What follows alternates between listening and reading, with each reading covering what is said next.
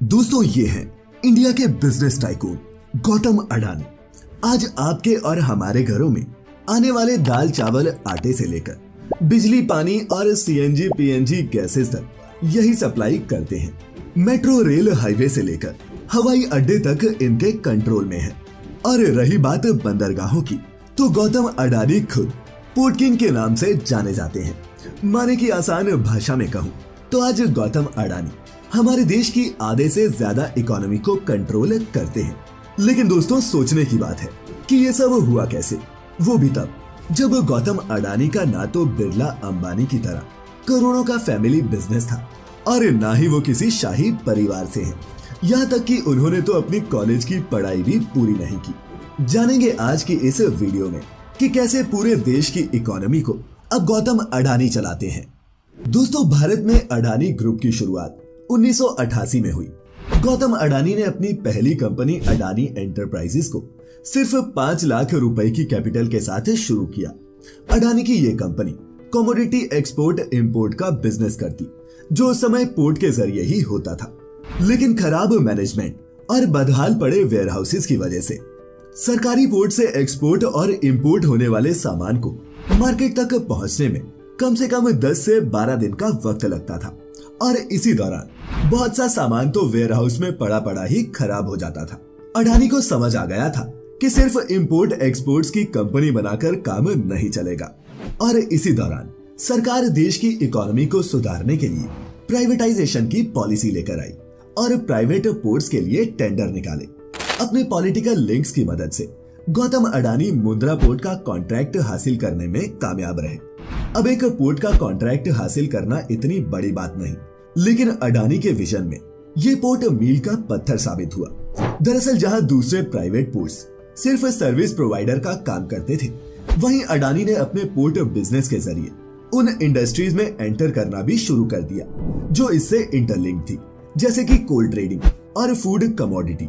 1998 में मुंद्रा पोर्ट पर commercial services भी स्टार्ट हो गए और इसी के एक साल बाद 1999 में अडानी ने कोल ट्रेडिंग में भी एंट्री कर ली। फिर सन 2000 में सिंगापुर की कंपनी विल्मार के साथ मिलकर इंडिया में एडिबल ऑयल्स की रिफाइनिंग भी शुरू कर दी, जिसे बाजार में सब फॉर्च्यून ऑयल के नाम से जानते हैं। और अब ये कंपनी सिर्फ तेल का ही नहीं, चावल, आटा, बेसन, रवा जैसे 50 से ज्यादा Indian food grains product market में बेचती है। और आज इसी कंपनी का इंडिया में ईयरली रेवेन्यू 6,795 करोड़ है। अडानी के लिए कोल माइंस, फूड ग्रेन्स जैसे बिजनेस में उतरना आसान था, क्योंकि उसके पास मुंद्रा पोर्ट पर लिक्विड और ग्रेन्स को स्टोर करने के लिए इनफ स्टोरेज कैपेसिटी थी। अब वक्त था अडानी की अगली चाल का। गुजरात में चाहे किसी भी पॉलिटिकल पार्टी की सरकार हो, अडानी ने भी दूसरे बिजनेसमैन की तरह सबके साथ अपने रिश्ते अच्छे ही रखे। यहाँ तक कि सन 2002 में हुए गुजरात राइट्स के बावजूद, जब ज्यादातर कंपनियां गुजरात से बाहर जा रही थी, गौतम ने गुजरात सरकार को सपोर्ट किया और 2002 में अपनी कंपनी का हेडक्वार्टर अहमदाबाद में बनाया। दोस्तों, अडानी की यही सपोर्ट उनके लिए हुक्म का इक्का साबित हुई। 2014 में जब नरेंद्र मोदी को पीएम फेस चुना गया, तब अडानी ग्रुप के शेयर रातों रात बढ़ने लगे। इसे आप ऐसे समझिए कि सरकार ने पिछले 6-7 सालों में देश भर में फ्यूल स्टेशंस और पाइप्ड नेचुरल गैस के 126 टेंडर निकाले, जिसमें से 25 टेंडर अकेले अडानी ग्रुप ने जीते। और अब तक पिछले 5 सालों में 60 से भी ज्यादा गवर्नमेंट कॉन्ट्रैक्ट्स हासिल कर चुका है।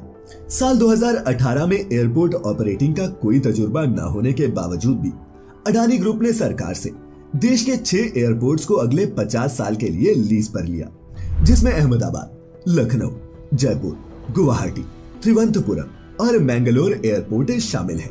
वहीं मेरठ और प्रयागराज के बीच बन रहा देश का सबसे बड़ा एक्सप्रेसवे यानी कि गंगा एक्सप्रेसवे का कॉन्ट्रैक्ट भी अडानी ग्रुप के ही पास है, जिसकी प्रोजेक्ट कॉस्ट 17,000 करोड़ बताई गई है। और अब अगर आपको लग रहा है कि गौतम अडानी पर एक ही पॉलिटिकल पार्टी मेहरबान है, तो दोस्तों ऐसा नहीं है। अडानी ग्रुप ने दूसरे सबसे बड़े पोर्ट यानी कि धामरा पोर्ट का टेंडर 1998 में जीता था और तब उड़ीसा में यूपीए की सरकार थी। आज अडानी ग्रुप 10 से ज्यादा कमर्शियल पोर्ट्स को ऑपरेट करता है। और यही नहीं, इसी साल बंगाल के हल्दिया डॉक को हासिल करके अडानी ग्रुप ने वेस्ट बंगाल में भी अपना बिजनेस एक्सपेंड किया है, जहां सरकार तृणमूल कांग्रेस की है। और दोस्तों, अडानी ग्रुप ने अपने वेयर हाउसेस को सिर्फ पोर्ट्स तक लिमिटेड नहीं रखा।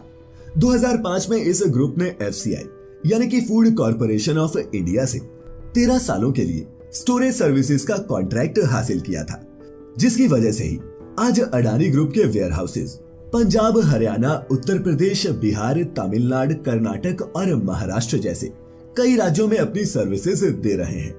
वहीं छत्तीसगढ़ की खड़गांव और जिगाडोर माइन और महाराष्ट्र की गोंडखैरी कोल माइन भी अडानी के ही कंट्रोल में है, जिन्हें उन्होंने हाईएस्ट रेवेन्यू शेयर रिटर्न की बोली लगाकर जीता।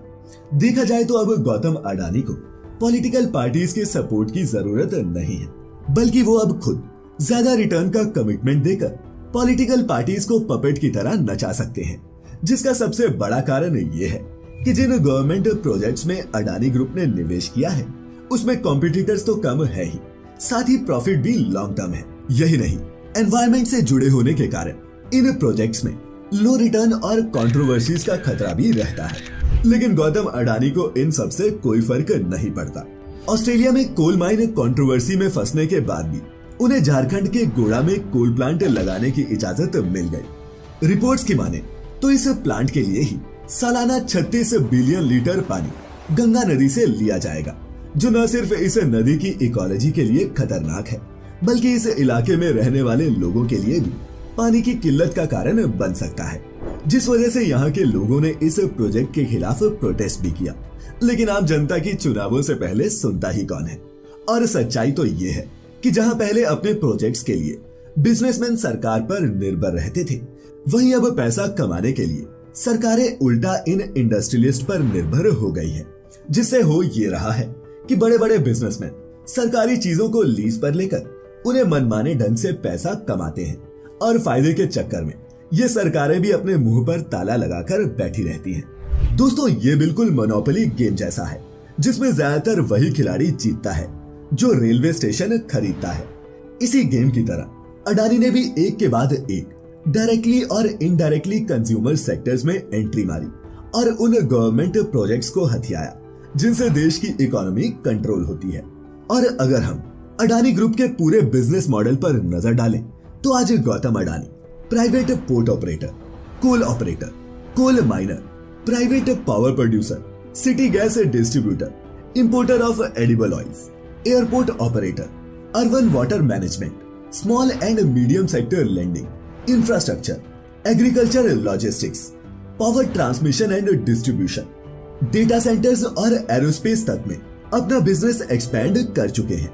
और जल्द ही अडानी ग्रुप डिफेंस में भी एंट्री मारने जा रहा है, क्योंकि इंडिया भी अमेरिका की ही तरह डिफेंस सप्लाई की प्राइवेटाइजेशन की तरफ बढ़ रहा है। और हाँ, गौतम अडानी का ये विशाल बिजनेस सिर्फ इंडिया में ही नहीं, ऑस्ट्रेलिया, श्रीलंका, बांग्लादेश और इंडोनेशिया जैसे कई अलग अलग देशों में फैला हुआ है। लेकिन दोस्तों, अगर आप सोचते हैं कि ऐसी बुलंदियों पर पहुंचना आसान है, तो बता दूं कि इसके लिए लगती है जी तोड़ मेहनत और सेल्फ डिसिप्लिन।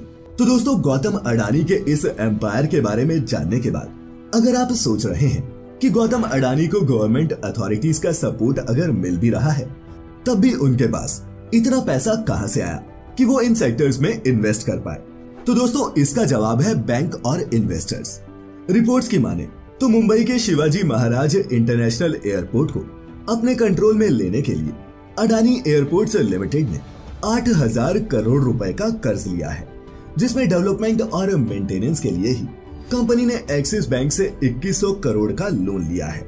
बात करें अडानी पावर की, तो मार्च 2021 तक वो 6,50,000 मिलियन रुपीस का कर्ज ले चुके हैं। इसी तरह अडानी के दूसरे वेंचर्स पर भी अरबों रुपए का कर्ज है। और अगर ओवरऑल डेट की बात करें तो ट्रांसफिन की एक रिपोर्ट के मुताबिक अडानी ग्रुप का टोटल डेट 67 बिलियन डॉलर्स तक पहुंच चुका है। लेकिन दोस्तों, इससे किसी को क्या फर्क पड़ता है? अगर किसी के इलाके में अडानी का प्लांट लगेगा तो सरकार को फायदा होगा ही। और अडानी के डेट की वजह से ही इंटरनेशनल बैंक्स और कंपनीज इंडिया के गवर्नमेंट प्रोजेक्ट्स में इनडायरेक्टली ही सही हिस्सेदार बनती जा रही हैं। लेकिन हाँ, इतना कर्ज होने के बावजूद भी अडानी ग्रुप सालाना 12 से 15 बिलियन डॉलर्स का रेवेन्यू जनरेट कर रहा है। जिसमें से आधे से ज्यादा शेयर अडानी पोर्ट्स का है। और जिस हिसाब से अडानी आपके दाल चावल आटा से लेकर पानी और बिजली के कनेक्शन, रेलवे लाइंस और एयरपोर्ट्स पर कंट्रोल बढ़ाता जा रहा है, आने वाले सालों में ये रेवेन्यू मल्टीप्लाई होता ही नजर आएगा। वही मार्केट के जो भी बचे बाकी सेक्टर्स हैं, उन पर हमारे अंबानी जी की हुकूमत चलती है। ऐसा लगता है जैसे इन्होंने सेक्टर्स बांट रखे हों और पूरे देश की मार्केट की कमान अपने हाथों में ले ली हो। दोस्तों, 2001 में सिर्फ 5,786 करोड़ के मालिक आज 6.5 लाख करोड़ से भी ज्यादा के मालिक बन चुके हैं। और कोरोना के बाद तो इनकी कमाई इतनी स्पीड से बढ़ी है कि पिछले ही साल यानी कि 2021 में ये दुनिया के नंबर 1 वेल्थ गेनर बने थे। खैर, आज की इस वीडियो से आपको इतना तो समझ में आ गया होगा कि फ्यूचर में हमारे देश की कमान सरकारों के हाथ में कम, इंडस्ट्रियलिस्ट के हाथों में ज्यादा होने वाली है। अडानी ग्रुप के देश पर बढ़ते कंट्रोल पर आपका क्या कहना है? नीचे कमेंट करके जरूर बताएं।